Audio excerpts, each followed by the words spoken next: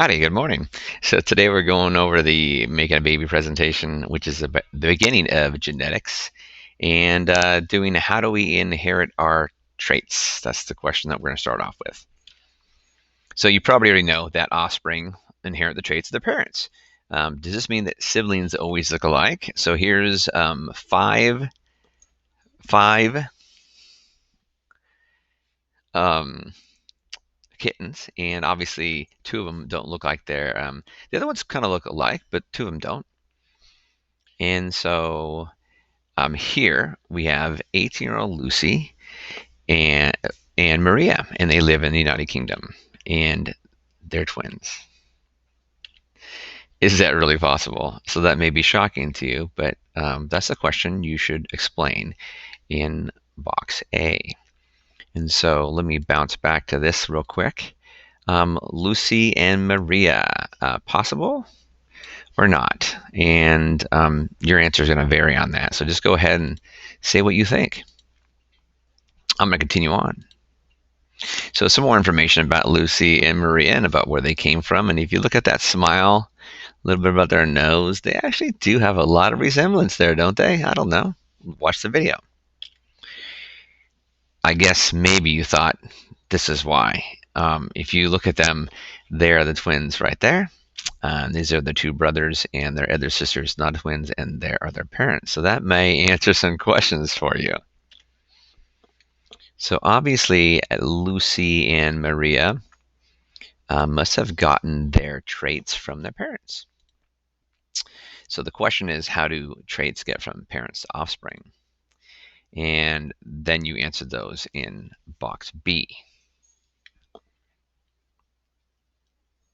So maybe you should pause a second and see if you can answer that before I go to the answers. And so in box B, the basic idea is the parents pass down their genes, their genetics, their inheritance. Maybe you said something differently. Maybe you thought something differently. I don't know. Okay. Then that's box B. Okay. Then we have the next two boxes, and we have two pictures of cells. And maybe these aren't great drawings of cells or pictures, images of cells, but it's the idea. And box C is a cell that's making proteins, and box D is a cell that's going to divide. And how do they look different? Well, box E, we're going to talk about what these things are. And so if you look at what we have there,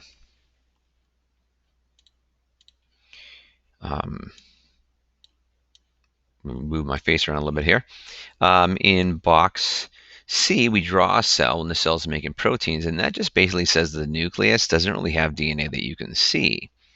And so in box D, when we draw it, now the nucleus is in these little packages, and I think a lot of you guys know what these little packages represent. And so the DNA has a different name that we need to kind of add in there. Where am I going here? The DNA has a different name that we need to add in here. So let's go ahead and go forward a little bit. So the DNA in this cell right here is called chromatin. So DNA, when it's just kind of like doing its job, is called chromatin. You can't really see it. That's actually what it was in the shape in that we, on our strawberry DNA lab, when we extracted the DNA from the strawberries, it's just chromatin. It's just these long threads of DNA. When they're bundled up, they're called chromosomes. And so what the heck is that about? So let's go back to the picture. And when it's in the shape that we can see it, it's called, the shape that it's the nucleus where you can't see it is called chromatin. But then when the DNA is in the nucleus and you can see them in little X's, they're called chromosomes. And so maybe you knew that, why the difference. And so the basic idea for this is that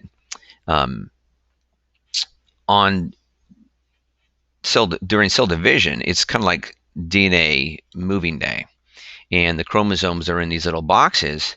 They're called chromosomes. They're like little DNA moving boxes. But out here, you're not trying to move. You're just trying to do your business, and so you're not going to see the chromosomes in that case. So chromatin is doing its job, not in moving boxes. Chromosomes just about ready to divide, and so they're in little DNA moving boxes. Okay, so continuing on with making a baby. The so you're gonna have some pipe cleaners, and maybe we won't do it this year because of the Rona. So pipe cleaners, and we're separating the chromosomes, and so we have two parents, and you're trying to organize the pipe cleaners, and you're making a circle on the left and a circle on the right for mom versus dad, parents. And then we ask the question, how did you organize them? Now you can't see these because you don't have them right here in front of you, but I'll show you in a second. So then the father and the mother will be a little bit different as far as the chromosomes, just a tiny bit different as far as the chromosomes themselves. And just these little pipe cleaners are like little fuzzy pieces of pipe cleaner.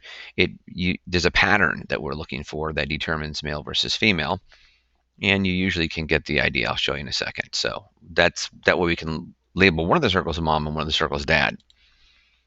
And then we're going to draw them in box F. I'll show you box F in a moment. Okay, so here's a picture of the pipe cleaners. In order to tell the difference between the pipe cleaners, they're in pairs, and so there's two chromosomes, and so that are in pairs. In order to tell the difference between one pair and the other, we fold one edge over, and we call that one A, and the one that's not folded B. And then you think about, okay, how would these two parents make a baby? How would they pass down their genes? How would they pass down their chromosomes to make a baby? And you have another circle, and you kind of try to pass down the chromosomes into the baby circle, and that's basically on you just to do it. And so the question arises, what percent of each parent's chromosomes went to the baby? I hope it's not 100%, some other number that's pretty easy. And then how did you choose which of the chromosomes went to the baby? And so you're just doing this where you're organizing these chromosomes um, on a whiteboard on your desk. So then we do it again. Okay, we say, okay, let's just do it again. And you made the choice last time, but this time what we're going to do is go back to the parent circles, and we're going to have everybody gets a penny. And when you pass it down to the baby, you're going to flip coins. And so if you flip an A, you'll get the folded tail. And if you hit tails, you'll get the chromosome that's not folded. And you'll pass those down to the babies. And if you look around at other tables, it was randomized. And so the idea here is, why did you flip a coin? And we flipped a coin because we were randomizing it. We didn't want any prejudice. I like this chromosome over this chromosome, or I want that chromosome instead of that chromosome. It's just random, and that's basically how babies are made, right? So here's the example for box F. At the beginning, you would have two large chromosomes, two small chromosomes, two small chromosomes, I guess large, medium, small, and then two large blue.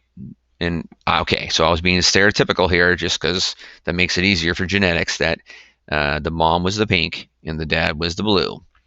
You might not have had pink and blue pipe cleaners. It might have been a different color, brown and yellow, something like that.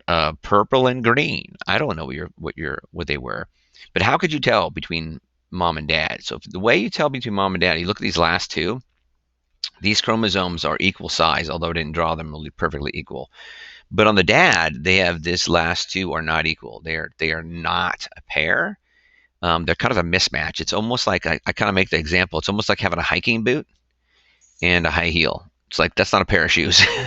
These are two Converses. These are two, I don't know, hiking boots. But this one is like a hiking boot and a high heel shoe. They don't really match. They're kind of like mismatched in size, but everything else is matched up. Then you toss a coin. Okay, this one was heads. Then this one was tails for the B, and this one was heads. And then the same thing here. This was tails, heads, heads. And so you got a random assortment of chromosomes for the baby, and that's box F. Okay, moving on. How did you do it? Write your criteria. So here we're trying to get you to say, okay, in box G, what did you do? And so just so we don't delay too much, the first thing we did is, I hope you noticed that half the chromosomes, half of these are pink and the other half are blue.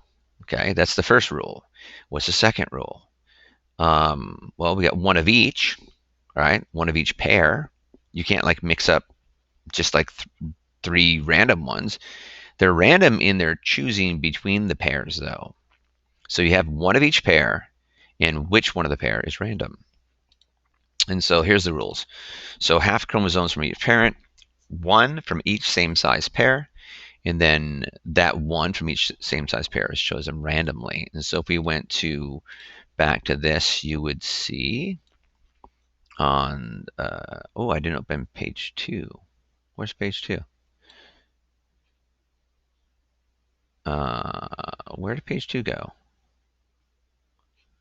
I'm going to pause this for a second so I can go find page 2 and then get back to you in a momentito. Okay, so I found page 2. That was great. Okay, so here's page 2 right here. So our initial rules for making a baby. So half the chromosomes from each parent, one from each same size pair, and chosen randomly. Hey, it's the exact same thing I had in the other paper anyway, right? So just wanted to show you that that's where you write it. Okay, so going forward, does it matter how many chromosomes an organism has? It's kind of like a side question. So check this out, right? We got lots of different things here. And people, artichoke, dog, whatever, all these things. And look at the total number of chromosomes. I mean, an adder's tongue fern has 1260, right? An Atlas blue butterfly. Does that make you feel bad? Do you remember how many a human has? 46 chromosomes? The number of chromosomes is a little bit arbitrary. It isn't really like more chromosomes equals more more complexity. However, all of these numbers have a pattern. Can you see the pattern?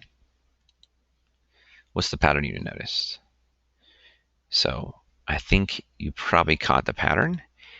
They all have an even number of chromosomes because they all come in pairs. That's the key. They all come in pairs. Every one of these does sexual reproduction, so they all come in pairs. Okay. Moving on, box H. Why does each organism have 2 of each kind of chromosome? 2 long, 2 medium, 2 short, for instance. And why? And that's because they're making a baby, and we have these rules, half from half, right? So the baby got half from who? And half, the other half from who, right? So the reason you have everything in pairs is because you got half from your mom, half from your dad. Are any of these pairs of chromosomes exactly the same? Why or why not? Well, they're not, because one came from mom and one came from dad. That's a good reason, right? So homologous chromosomes, box I. Let's say, for instance, that these 2 chromosomes are what you got. I know personally, I got my brown eye chromosome from my mom. She's Italian. All my relatives have brown eyes, but I got my blue eye chromosome from my dad.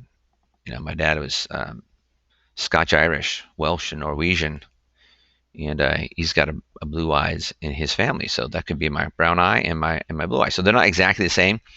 They're the same size chromosomes. All the homologous chromosomes are same size, and then they have same genes. They're both eye color, for instance, but not necessarily the same version of those genes. They're called homologous chromosomes, which basically means they're the same size and shape. So going back to this thing here, oops, no, I'm going like this. And so why pairs of chromosomes? That was box H. So half can come from each parent. And then are they the same? They're different because one came from the mom and the other one came from dad. Okay, moving over to the right. Define homologous chromosomes. Just like we said, they're the same size. They have the same genes, but they're not exactly the same, like brown eyes versus blue eyes. And that is coming up in a moment on this next picture. So let's wait for the next picture for that. So that thing is a human, our human chromosomes, right? So we look at them, 1, 2, 3, 4, 5, 6, 7, 8, 9, 10, 11, 12, 13, 14, 15, 16, 17, 18, 19, 20, 21, 22, and 23. That's kind of weird at the end, right? What are you thinking about that? So there's 23 pairs. 22 of them are autosomes. Autosomes means that it makes no difference, male or female. Autosomes means that we all kind of are the same with these first 22 chromosomes. Then at the end we have 2 sets chromosomes, right? And so this picture is called a karyotype. But what does that tell you? Um, let's just talk about this first. The pairs are always numbered from the largest to smallest, right? So number one, the pair number one is the largest. Pair number two is the second largest. Pair number 22 is the 22nd largest. But these ones are kind of weird. They're out of order on purpose because of this little idea. Who does this chromosome karyotype represent? And so, if we go back to the idea of our pipe cleaners, you remember that the one that had an odd pair was the male, and that's the X, which is the giant boot, and then the Y is the high heel. It's a little tiny thing. So a woman would have two X's, and so a woman actually has 23 pairs of chromosomes. A male doesn't have 23 pairs of chromosomes. A male only has 22 pairs of chromosomes, and the last two are kind of an oddity, which makes us males odd. Okay. So the baby. What actually carries the chromosomes to the baby? How do you make a baby? Well, they're called sex cells. Sex cells are also known as gametes. So for the mom has this cute little thing, which is called an egg. And how many chromosomes are in an egg compared to the parent cells? Hopefully you know the answer to that, but there's half, and they're called haploid. So haploid means that there's only one of each chromosome pair in the egg. And then the dad, of course, the dad has a sex cell called a sperm. How many chromosomes are in the sperm compared to the parent cell? And once again, that's half, and that's called haploid. So let's go ahead and go to our worksheet again and take a look at that. And it says, what carries the sex chromosomes? And what carries chromosomes? Sex cells, also known as gametes. The mom has an egg, which is haploid, and the dad has sperm, which is also haploid. Haploid, half. Haploid, half. Haploid means half the chromosomes. So what is it called when the egg and sperm meet? That is called fertilization. And so you got a picture of sperm all over an egg. Only one of those sperms will be the lucky one that gets in, and they have to burrow through this outer wall. And once one burrows through the outer wall, that outer wall will become impenetrable, which means none of the other sperms will be able to get in. It's kind of like the first one hits the buzzer, gets the prize. And so all these sperms are trying to compete to burrow into the egg cell, but it takes a while to burrow in. This new cell after fertilization is called your zygote. A zygote is a fertilized egg. That zygote is diploid. Diploid is double. Diploid, double. Diploid means pairs. So it has both of the homologous chromosome pairs. This is the haploid. Haploid has only one copy of each chromosome. This is diploid. Diploid has two copies of each chromosome. All of the cells in your body are diploid, except for if you have sperm or if you have egg. Those would be haploid. The only cells in a body that are haploid would be the ones in the ovaries or testes of humans or animals, and in the flowers of plants. And plants also have ovaries, pollen, and eggs. So that's how plants roll. And so here we go. What is it called when gametes combine? It's called fertilization. And what is the new cell called? It's called a zygote. And a diploid means that it has doubles. It has both pairs of chromosomes, or both sets of chromosomes to make a pair. And haploid is only half of the chromosomes. Okay. All right. At this point, we're talking about really what would have been our pipe cleaners that you would have already seen. So you would have put these together, and you put those together, and you see how this one is red and yellow. I don't know. Is that stereotypical blue and pink? I don't know. Anyways, these two are not really a pair, are they? These two are the same size, but these two aren't. And so that's what makes this guy a boy. Pairs, pairs, and then not so much. Pair, pair, pair. If they're all paired, they're a girl. And if one is an odd pair, it's a boy. There's an egg, haploid, half. There's a sperm, haploid, half. Put them together, fertilization, you get your zygote, aka a baby. All right, this one, it looks like probably passed on the little one, so probably that's the little one, probably That's going to be what kind of a baby? So, okay. And so here's the picture. We can go back to the other side of the paper and we can add some things. So mom is XX and dad is XY. This cell is diploid, which is also known as 2N. 2N is a mathematical way to just say, hey, we've got two of each. And so diploid is 2N. They're organized by size pairs. The size pairs are homologous pairs, big, medium, small. And they're actually organized in the process of meiosis and in the, making sex cells. They actually have to organize, otherwise they'll get mixed up. So the cell does organize them. It doesn't organize them necessarily by size, but it organizes them by pairs. They are definitely, absolutely paired up. And then meiosis basically is the coin flipping. So meiosis is when you take this one or that one into the new cell.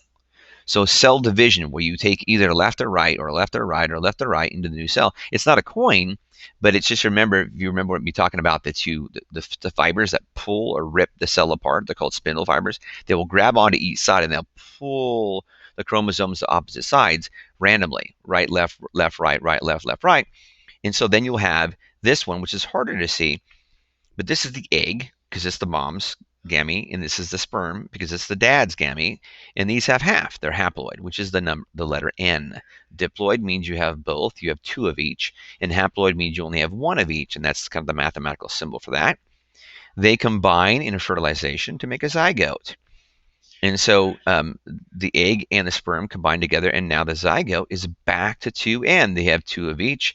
A from mom, B from dad, A from mom, A from dad, A from mom, B from dad. It's a random sampling, and you get the baby. This baby happens to have the AB, so this baby happens to be a little boy. Okay. Box L. Why do we need to make these special gamete cells? Why can't we reproduce with regular cells? Why not just, why make half cells? And I think that's going to be kind of obvious, right? If I get 46 and 46, which is our normal number, and you make sperm and egg with 46 and 46, you're going to get 92, right? And then if that continues, then you get 92 plus 92 is 184. You know what I'm saying? So like we would have a humongous amount of chromosomes. You can't do that. You got to keep the same number of chromosomes because too many chromosomes is actually a bad thing. It will cause birth defects and usually death. Okay, that can happen. So meiosis is the process we are making gametes. We already basically talked about what happens. You take your chromosomes, you copy it one time, and then you divide it twice. And what you end up with, you start off with 4 chromosomes, you end up with you start with 4 chromosomes per cell, and you end up with 2 chromosomes per cell. So this one has a 2N number of 4 and a 1N number of 2. This is twice as many. This is half as many. This is diploid. This is haploid. And meiosis is trying to make sex cells. Sex cells are half the amount of the original. So the process goes like this. The DNA copies itself, then it mixes up, and then it divides twice to make 4 gametes per original. So do all organisms use meiosis? We'll talk more about meiosis in a slide coming up here, but no, only sexually reproducing organisms use meiosis. But why reproduce sexually at all? Since asexual reproduction is a thing. Bacteria do it. They do it very successfully. Why do sexual reproduction? And the answer is variation. Bacteria are all clones. And so why do we care about variation? Why not be clones? And so you may think about that for a moment, but if every person on the earth were the same, even look at the coronavirus, some people are more susceptible than others. If everybody was the same, it would be very dangerous for the population to have everybody the same. You don't want clones. And even bacteria have a way to get genetic variation. They just don't do it through sex. So sexual reproduction is a way of providing genetic variation. And that's good. It's for fitness, like survival of the fittest, like evolution, survival of the fittest.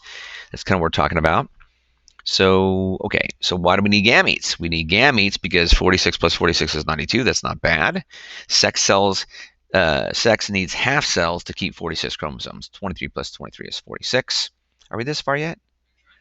I don't think we've defined meiosis yet. We're just still kind of talking about it. Okay, or maybe we have. Let me see where we're at here on this. Yeah, we are. So define meiosis, we are making gametes. We're making half cells, right? That's the idea, making half cells. Okay. And why sexual reduction, and that's for variation, and why is variation is important. So not everyone dies, and that's survival of the fittest. Okay, now continuing on. So variation, we're talking about possibilities, right? So if you're a mathematician, you would do like how many possibilities are there? So we had 6 chromosomes to begin with, 3 possible pairs of chromosomes. How many gametes are possible? 2 possibilities, A or B for each chromosome, and we had 3 pairs. So how many does that give you? It gives you 2 times 2 times 2. There were 8 different combinations, which that's per gamete. So anyways, 2 times 2 to the third is how you do it. You get 8 different possibilities of gametes. So, and let's just do it for humans, right? So this is the idea of how you would find out what the possibility is. Humans have 2 to the 23. Why? Because we don't have 3 chromosomes. We have 23. How many possible gametes are there in humans? Yeah, it's a bigger number than you probably thought. 2 to the 23rd is 8,388,608 different gametes per person. Now, is that enough variation for you? Seems like it probably would be, but let's mix it up even more. Because 2 to the third is 8. That's not very much. There's another way we can get variation. It's called crossing over. And so check it out. So this is our original. We copy the DNA, and then we put them side by side. They have to. They have to do this. These are called homologous pairs. They have to go side by side. Otherwise, you'll get them mixed up. So, but look what happened right there. A little magic happened between there and there. Did you notice what happened? So that's called crossing over. Crossing over is a shuffling of the deck. It's like the chromosomes that are pairs. They literally cross over the material like that, and they rip parts off, and they interchange parts, like shuffling a deck of cards. And so even with 2 pairs of chromosomes, you still can get a very wide array of variation because of crossing over. So here's a little video that basically, not going to show the whole video, I guess, but this video talks about crossing over, and it puts them together, and then maybe I didn't. In this example, one parental chromosome had alleles capital A. Yeah, so it doesn't show the color. I wish it would show the color on this. It doesn't. Well, maybe it's going to show it here. Here, that's where it shows the color. So here we go. So when they're going to do it, see how the 2 colors are changed? They exchange different parts of the chromosomes. That's called crossing over. So watch that whole video if you want to get the idea about what's going on. It's only a minute and 42 seconds, but let's hurry here.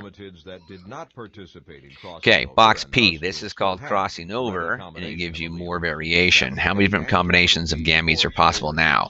Way more than the millions we had before. The number approaches infinity because there's just so many combinations that you can get. That's why each person is totally unique. So we go back to this one, right? How can you calculate the possible number of chromosome combos in a species? 2 to the 23rd. That's 8 million different gametes per person. But then you have crossing over, and it says draw and describe the process of crossing over. I did a really rudimentary drawing here. You could draw better than that. But this idea here is that they cross over. I'm sorry for the messy writing. Homologous chromosomes exchange pieces of DNA during crossing over of meiosis to further shuffle the DNA slash genes slash chromosomes. And so then you're going to get an almost infinite amount of differences each time. It's like shuffling the deck of cards, but there's a lot more cards than just 52 to shuffle, right? There's a lot of genes in there. And so you have something like 20,000 genes, and you're shuffling up those 20,000 genes every time. So there's a lot of variety in a body. All right, we're getting toward the end here. So hopefully you know now, and you can support how these 2 children have the same parents. The father is light-skinned and red-haired, and the mother is dark-skinned with curly dark hair, and they can come out with different variations because of the process of meiosis, making each gamete be almost infinitely different. So here's our summary. Sexually reproducing organisms have pairs of chromosomes. That was the pairs we talked about. Each parent gives half the chromosomes to each offspring through their gametes. Each parent only contributes one chromosome per homologous pair to their offspring. You got to be very careful to make sure that you have the correct pairs. The gametes have half the chromosomes, so they're called haploid. In the body cells, the parent cells, the daughter cells of all people's normal cells are diploid, which means they have the full complement. Only sex cells have haploid half. Which chromosome is given from each pair is totally random, almost like flipping a coin, but your cells don't have coins. Because the sorting is random, traits are usually inherited independently from one another. That is a actual genetics term called independent assortment. And between a pair of chromosomes, sections can be swapped. That's called crossing over. So independent assortment, which is the random sorting of these chromosomes, and crossing over ensure that there is a huge degree of uniqueness in your gametes. And finally, to end it off, what is the purpose of meiosis? The purpose of meiosis is to create haploid gametes, also known as sex cells, sperm or egg, or pollen in plants. These haploid cells give half the organism's original chromosome number so that they might combine later in sexual reproduction to create a new baby, otherwise known as a zygote. And there you have it, the meiosis, how to make a baby presentation. Don't need to do the challenge question.